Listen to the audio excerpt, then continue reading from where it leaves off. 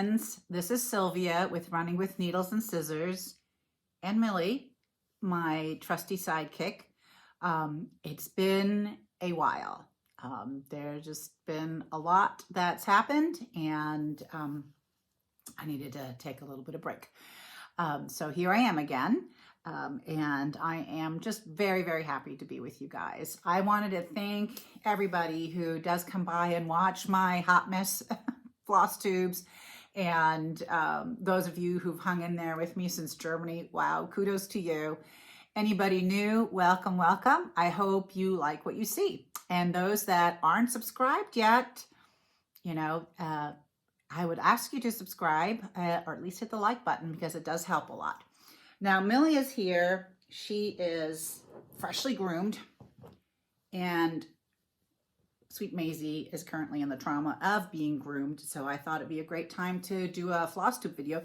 This is my third go around, not because of Maisie, but partially because every single time it's been chew on the cheesy stick, crinkle the toy, bounce on the squeaky toy, bark out the window. So it's been, I'm like, oh my gosh. And the other big reason was I was out of practice and I filmed it in the wrong direction. And so when I processed it to upload, it was cutting off the bottom and half of the goodies weren't even showing. So, all right, I'm gonna take a sip of coffee. I need a cup. Isn't this a fun little mug? Something good, and it's got little red polka dots, red and white polka dots in there.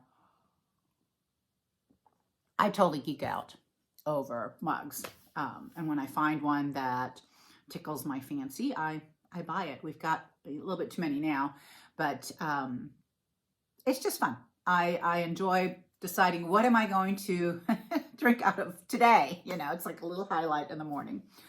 All right, friends, let's see where we were. Back in October, I did a floss tube, and it was before I was headed for Germany.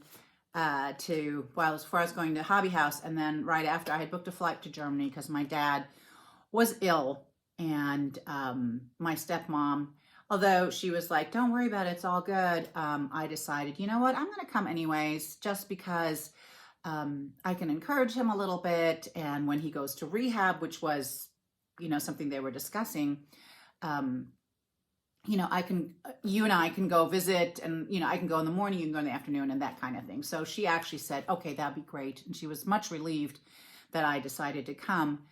And the day before I left, we got his diagnosis, and I won't go over all the symptoms he had, but that he had abdominal cancer that had already metastasized, and, you know, it was no good prognosis anyways. And so I was glad that I already had my flight booked, because of course at that point I would have booked one right away, and I was leaving the next day. And so we brought him home the day after I got there from the hospital, and he passed 2 weeks after that. It was very, very quick. The passing was more unexpected. You know, I was very prepared for all the different phases that a person who is dying or close to death goes through, and he wasn't there at all. And something else gave out in his body, and it caused him to die very suddenly, like within an hour, and without much warning or symptoms. But, you know, for him, it was good. He didn't linger. He didn't have pain until right before he died. And that was my prayer for him, honestly, at least one portion of it, that he wouldn't linger and that he wouldn't have any pain, you know, or he'd be spared, and he was. And so even though it shocked us and was unexpected in the expected, in hindsight, you know, it was a good exit for him overall. And I miss him. And it's hard, and that's part of my break. And so I'm hoping to just get back into the swing of things. And I did a lot. I had to do a lot of catching up when I got home. You know, and anybody that's walked this road of grief knows you have good days and you have bad days, and you know, some days you're ultra productive and some days it's like you know, not happening. But so here we are. Let's see. I was going to say, you know, it's a new year and it's not so much a new me. So anyways, hopefully, you know, I'll get back into a rhythm of things, and, you know, Millie will keep me accountable right here. Okay. So let me cover some old business. I had done some giveaways, and I did draw winners, and I did put comments on their comment. I heard from one person, but the Merry Autumn Pin Keep from Stacy Nash is still here. And that was going to Dena, I think it's Dena, D-E-N-A, Stitcher in Alabama. So, Dena, get in touch with me. I'll send you this. And then this bird, sewing bird pattern by Stitches by Ethel, which I've seen stitched, and I can't even tell you how cute it is. This goes to Lisa and Greg, 4588. So please get back to me, and if I don't hear from you before I come back for the next Flosstube, which won't be as long as the break I just put in, I'm going to draw new people. Okay, that's old business. Now, new business, or maybe not so old business. Let's talk about that.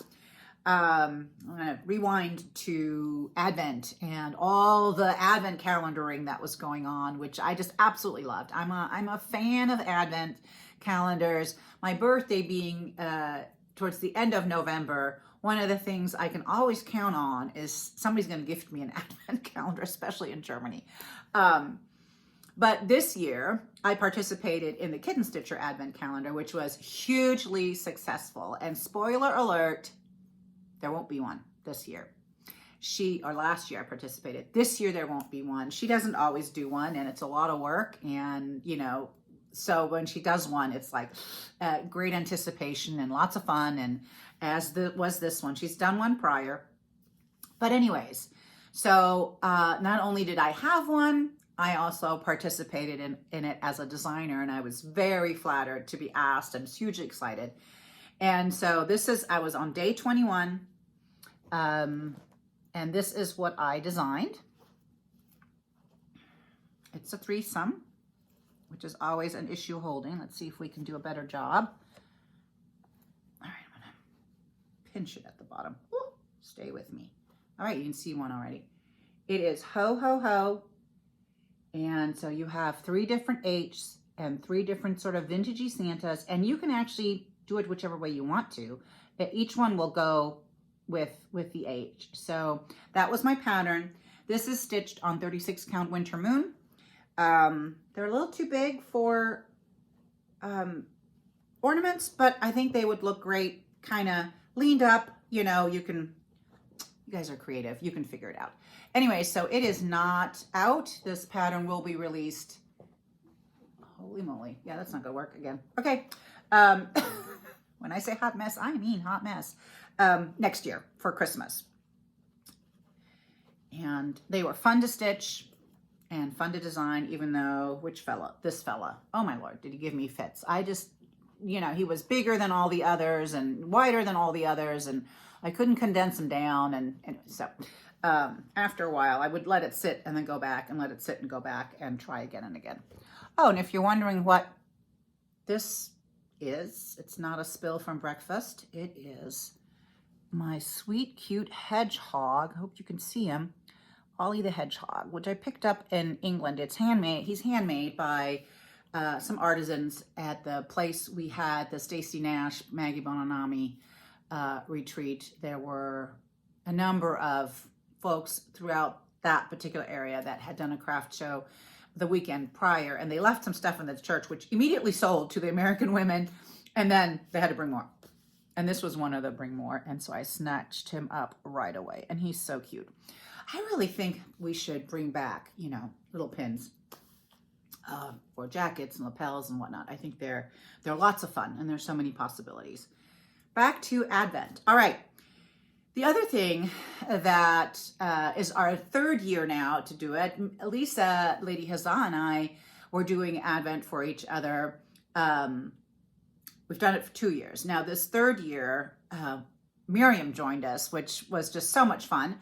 And so now there's 3 of us doing an advent. And the way it works is that we collected 12 things for the 2 other people involved. So I collected 12 for Lisa, and collected 12 for Miriam. Miriam collected 12 things for Lisa and 12 for me.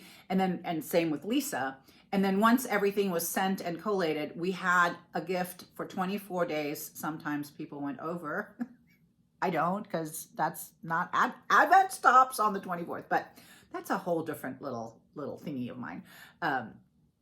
Anyway, so we decided who would have even and odd days. So every day for a minimum of 24 days, we got to open a present from one friend or the other. And it was quite fun. It was personally, I think it was easier to collect 12 things for somebody rather than trying to find 24 things, although that's not hard either. It was just fun. And you know, some of it was the same for both of them.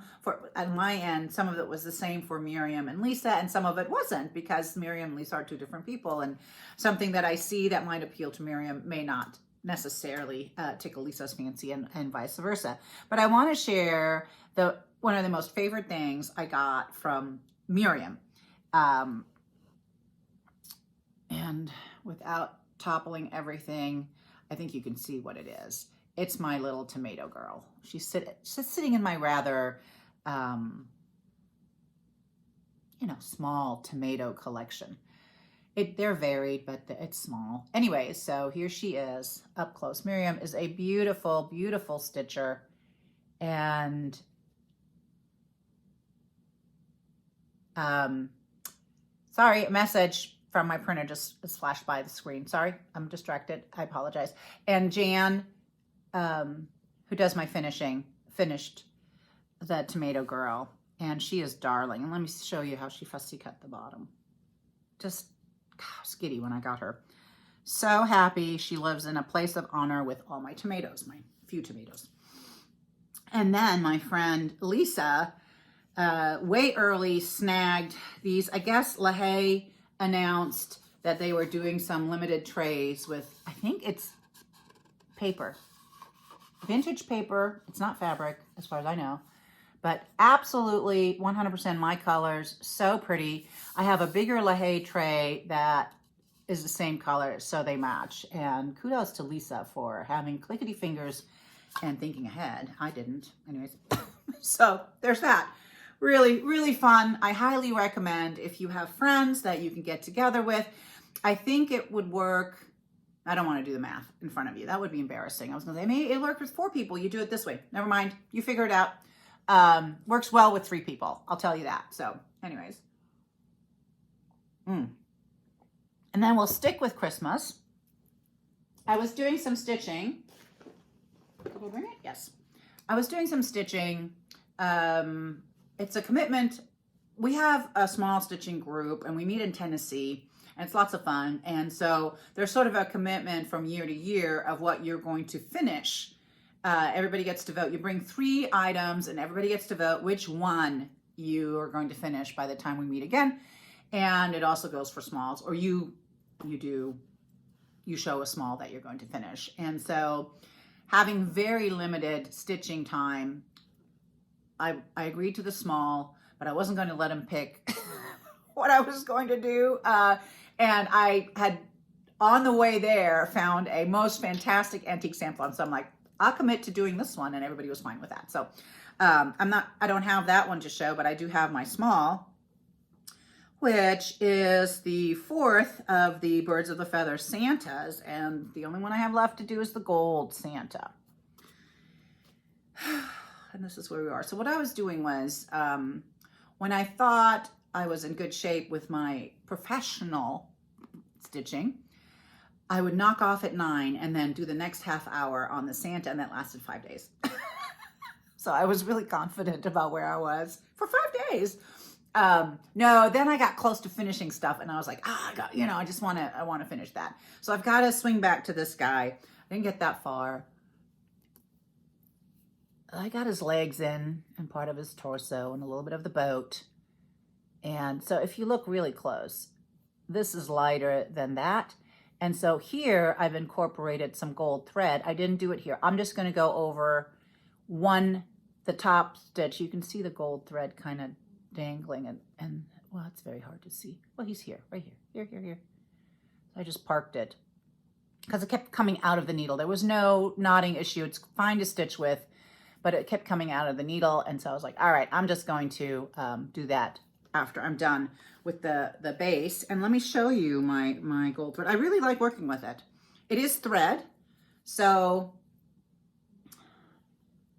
here it is. It's from Hobby Lobby. They have a Sewology brand, and they have various metallics threads. And if you're stitching over one, with one thread, this works really well as a combination. And I did stitch purely with this, and it's on my black Santa, which once I get done with my gold Santa, I'm going to finish both of them. So right there and right there, it's just purely stitched with the gold thread. There we go. So I'll show you the other two Santas, because they're done and they come out every year. Here they are. Here's red Santa, and I did the green Santa first. Why? Why would I pick green Santa to do first? Because he's a German Santa. He's got a pretzel in his hand. And he's got a little lantern. Not that that's German. And then I went to red because it's my favorite color. One of my favorites anyways. And so this is the fabric I used on the back. It's somewhere down in my very chaotic sewing room. So I see it every once in a while. I'm like, oh yeah, don't lose that, because you know you want to finish the other two. It shouldn't be too long if I can get back to this little guy. All right. And you know, they're solid stitching. I mean, there's a little bit of stitching going on. Now I have to show you the difference between how Jan does her cushions, or how they end up, and how mine end up. So I watched Colorado Cross Stitcher the other day, and she was showing her little designs by pinching the back fabric, which is no problem here.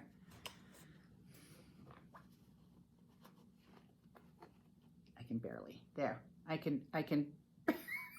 hang on to it. Jan is a professional stuffer. She does such a good job. All right. Oh, and pro tip, she recommended, well, I should have looked at it before I come here and tell you pro tip, because I don't have it.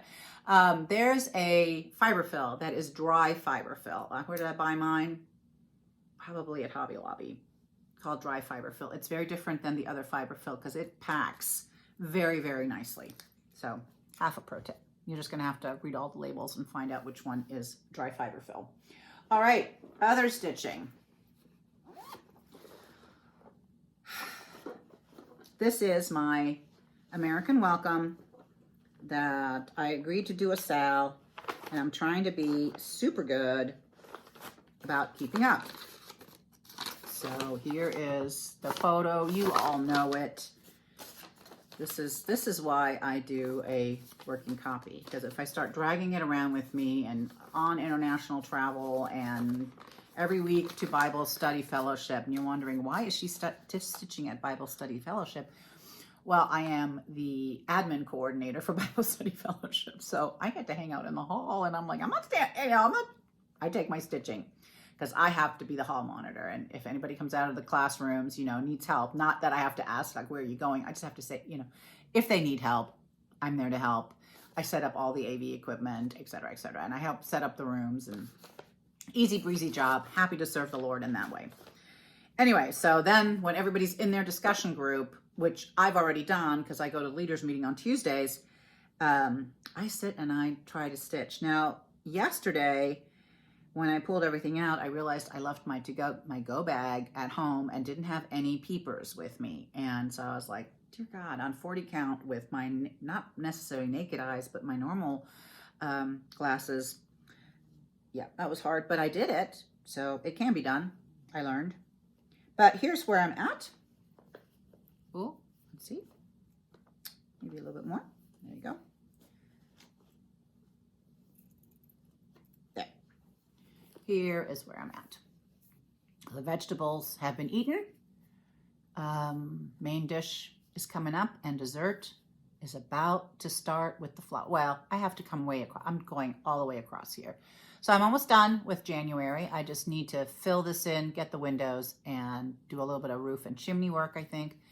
And then that portion is done because I only have to go to here. Yay! So I'm keeping up. It's as much as a surprise to me as it is probably to you, but it's good. So that's one place I can get 40 minutes of stitching in, maybe a little bit more if I'm good and if nobody comes out of the rooms. So there's that. I have finished now Mary Foch, which I've been showing you all along. She's framed. She's right there, out of view, and she's going to stay there for a little bit until I do my market releases, which I think I have like 28 stitches left. I'm going to do that right after this video. Finish my market releases. Done stitching. Then I have the Mary Foch is framed. One thing is already laced and the frame is on order. I couldn't find, I have lots of thrifted frames, but it was a little bit bigger. And so I was having problems finding a frame that would go with it that was large enough. I've done finishing on a release. So this is everything that needed to be finished more or less is finished on that one. I'm just finishing some small stitching and have to do minimal finishing on it. So, then that is all done. I have a tombstone coming out, last one, for a while anyways, number 5. And I have 2 patterns that I need to do the FFOing on. What else is there? And that's it, I'm done. So I'm in good shape, knock on wood. And then the patterning, which, you know, is a lot of back and forth between my love of my life, whose birthday is today. Happy birthday, my love. Anyways, so there's that stitching. Oh, and the other thing I finished, now this is a funny story. Well, maybe not so funny, but whatever. It's a story. I'm going to tell it to you. So there. So every year, of course, Needlework Retailer puts out the really fantastic and well worth it market book menu freebie recipe book. There you go. And people, shops are taking pre-orders. I highly recommend. When I look through mine, I have 2 copies of them, you know, because I've been there twice now. There's a ton of stuff I would love to stitch. Lots of good freebies in it. And I haven't tried the recipes. Because I don't look at the recipes. I just look at the freebies. So my recipe this year is the sour cherry streusel cake that my stepmom always makes when I come, because it's my absolute favorite. And with that, I wanted to design a cherry tree with, you know, little people underneath. And we do have a size limit that we can do. And so while I was in Germany, I started working on the cherry tree, and it was so bad. So bad. And so Megan, the person that coordinates all the market stuff and the ads for the retailer and all that, she does a lot, texted me, and she's like, "Hey, are we gonna get something from you?" And I was like, yeah, you will, but you know, I said, it looks horrible right now. I just have to work on it. So it was due on a Saturday, and the Thursday prior, I was like, you have to sit down and you have to do this. I come, you know, whatever it is. So I looked at my tree and I'm like, delete, not even going to try and continue and salvage this one. And so what do I do? You know, I truly prayed because I really feel my inspiration comes from the Lord. That's not me, not at all. You know, it's the Lord. And so I'm like, help me, help me, I'm stuck. And bing bong, there it came. And so I was like, oh, instead of doing the berry thief, I'm going to do the cherry thief. So original. So I did a little cherry thief. And I sort of had a style in mind, and it really turned out exactly how I envisioned, which is not always the case. So here it is. So I designed it on Thursday night. I stitched it on Friday. I finished it on Saturday and photoed it and then sent it off. So here's the freebie in the recipe book. It's called the Cherry Thief. It's stitched on, I believe it's smoky white, 40 count smoky white. It is, there you can see a little bit of the distressing on it right there. It kind of looks like old stoneware, which I love for this.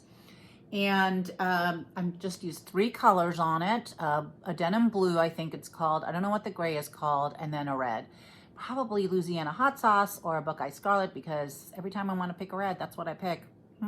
Sorry. Anyways, and then I did a double, I had this vision of a double rickrack border. So I set out to do that. There was a little bit of the 4-letter word glue involved, but I did sew it. So first I had to tack it on so that it would not slip and move. And then I sewed it on. You can see right here is, okay, I'm not going to point out all my, let me put my finger over it. There, you can't see anything. It looks great. Anyways, so this is the Cherry Thief, the freebie for Market. And I did design a freebie in this vein for Christmas.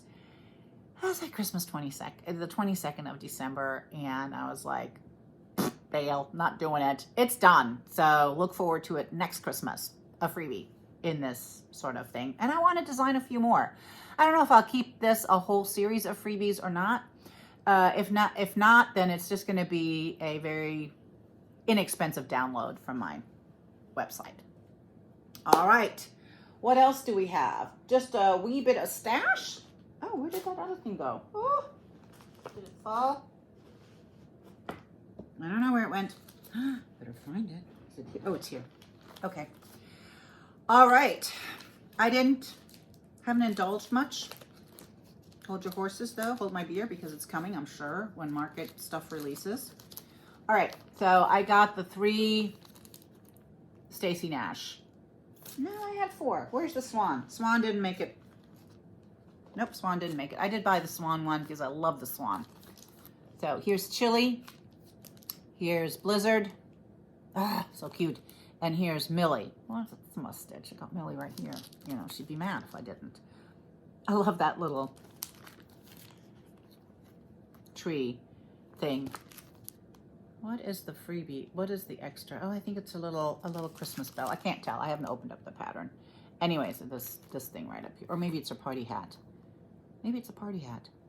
Okay. Super cute. Stacy Nash is just knocking out of the ballpark every time right now. Then, I don't have the pattern yet, but I have the silk for it. Just because I put an order in with Vicki and I'm like, hey, would you throw that in too? And she did. And it's the Kathy Bark Quaker Christmas stocking. Oh my gosh, I am in love. I am in love. Here are the colors. So beautiful. So beautiful. I have some fabric picked out. I don't know if it's the right one. It kind of has a little greenish background, yellow-green background. We'll see. Again, this is a great one that I could do just a little. And, you know, in cracks of time, in my non-existent cracks of time. Anyways, not that it's going to be done for next year or this Christmas or anything like that, but, you know, maybe I can poke around at it for a little bit. All right, let's look over here. The other thing I wanted to show you is my original halo, I think it is. There's an issue with the joint cracking. Now, mine was fine. Mine was fine until we had a sharp braking incident, like brake on the car, hit the brakes, and my bag took a little tumble, and the light was in there. And after that, yeah, there was death and destruction to that joint. There was no salvaging it. So I went looking for another, and I didn't want to buy that one again, even though it's fine, but I don't need the magnifier portion of it. So I ended up with this one, which is super slim. You know, has a smaller base, but that's no impediment. But the light really has a longer light. And I love the compact thing. It's cheaper than the Halo from Daylight. If you're going to ask me, let me see. I think I did bring the box. Ah, yes. It is the SmartGo. Yepers. So, highly recommend if you have to replace your Halo and you don't need the magnifier, try this one. Okay. There we go. Now I want to, I'm sorry about my growing out bang issue. Okay, we're here. We're this far. I decided in my 60s now, I'm just gonna grow out my bangs and I just want to shave it all off. All right, I'm gonna talk about 2 samplers. And you've seen them before, but I'm going to show them to you again. Here is Martha Miller. This is an exclusive with the Cincinnati Sampler Guild, which is the Queen City Sampler Guild. And let me tell you, it's their anniversary year, and it's always great to be part of a guild during the anniversary year. It's like extra, so go join. It's great. Anyways, so this I did in August for the Queen City Sampler Guild.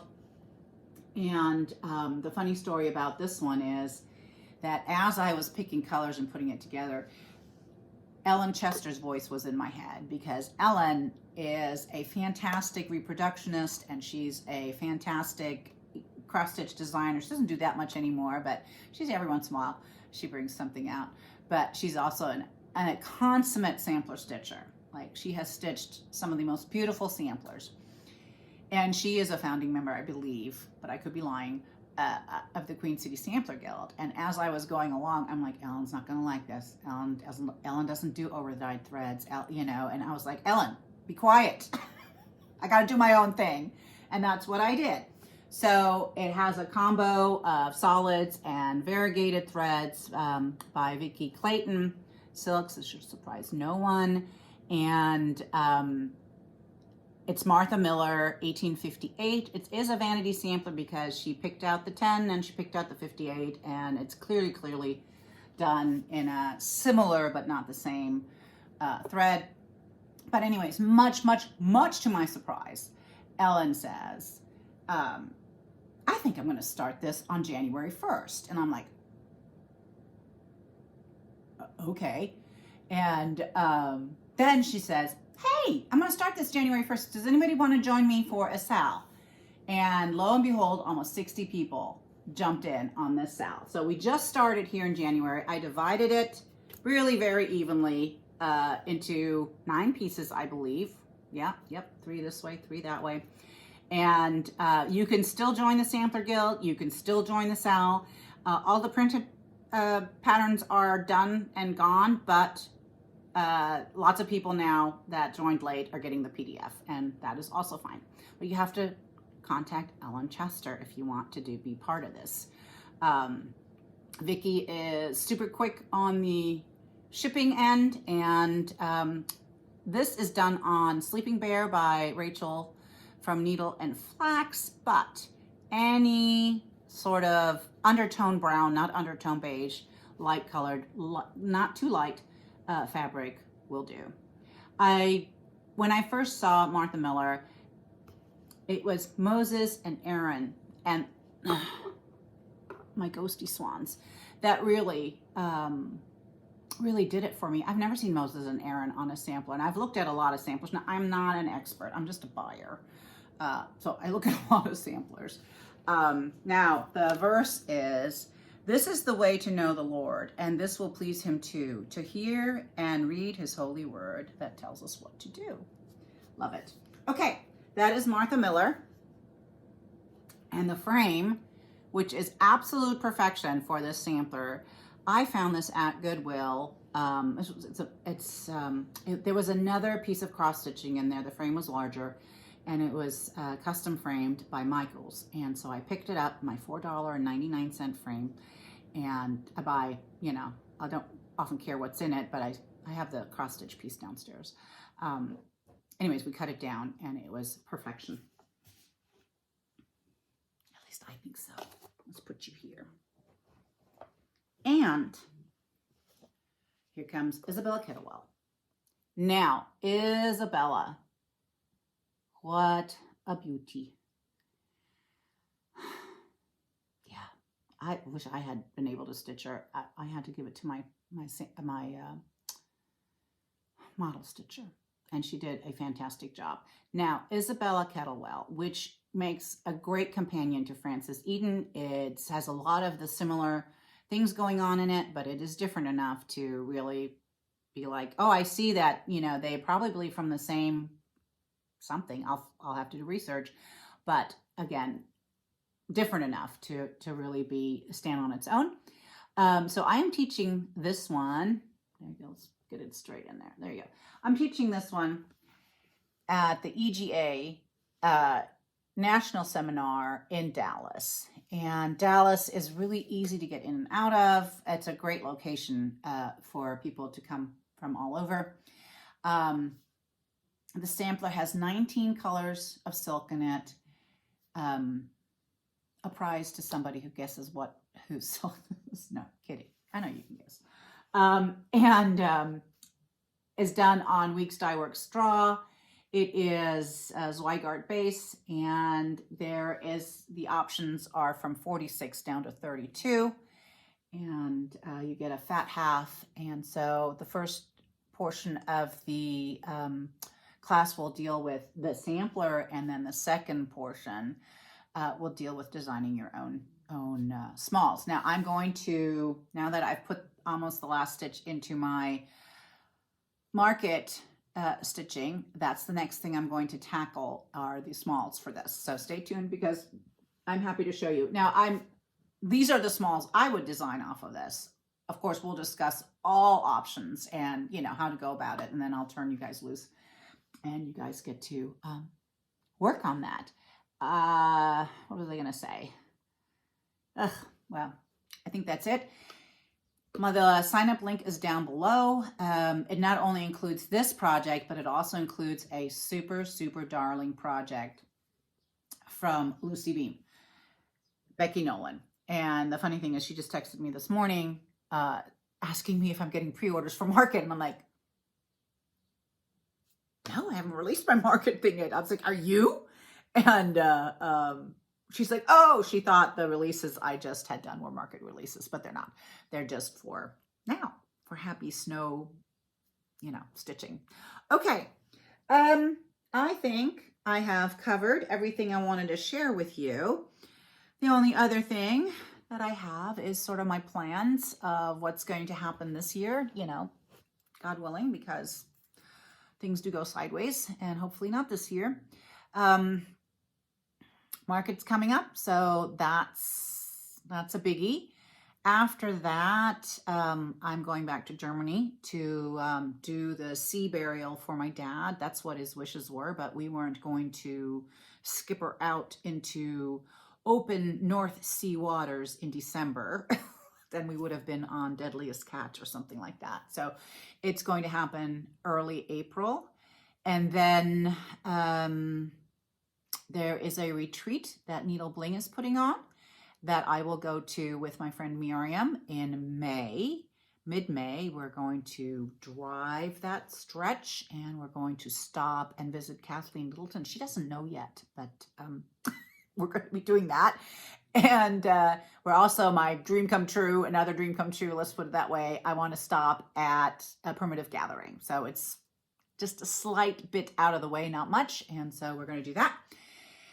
And that's May. June, we've got a week planned at Miriam's Lake House. That is always fun. Lisa's coming out, and we'll go gallivanting, antiquing, and hopefully get some stitching in, because I really need to get stitching in. And August, I'm doing an exclusive. Won't say where or, you know, with whom, but you'll find out. And oh, lordy. August, we're going to try and get into summer school, because it's American Samplers, and I really think that's of high interest to me, and I really want to go. So fingers crossed that we get in. We, meaning Miriam, Lisa, if she can manage it. That's August. September, work. No, September, also Tennessee, the Tennessee gathering of the small stitching group. But work. October, work, really work. And November is the EGA thing. And then we're back to December. How fast the year has gone by. I can't believe it. Yeah, I got releases to plan and stitch, etc., etc. There's a couple of things that are in already. Oh, Martha Miller will release probably sometime in August. Let's see. I have releases planned if I can get them done maybe June, something Augustish, maybe Octoberish. I don't know. And possibly for sure Novemberish. Yeah, for Christmas.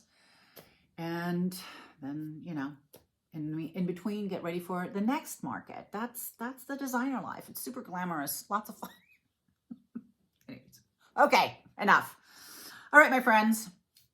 I hope this video finds you healthy and you know, excited about the new year. And I really pray and hope for each one of you that there's only good things in 2025. And let's just walk this walk of life and stitching journey together. Until I see you again, stay happy, healthy, and terrific. Bye.